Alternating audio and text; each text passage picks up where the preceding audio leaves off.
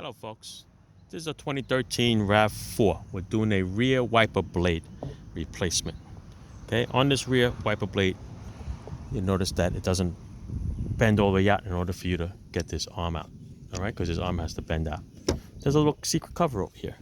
Just peel it top and bottom. This little cover comes out, bend it out of the way, and this allows you to pull the arm all the way out. Okay, with the arm all the way out, you're going to be able to just twist this out a little bit. Watch this. See? Once this twists out, give a little wiggle and it comes right out. You can see the little slot in there. That slot is going to fit in this slot right here.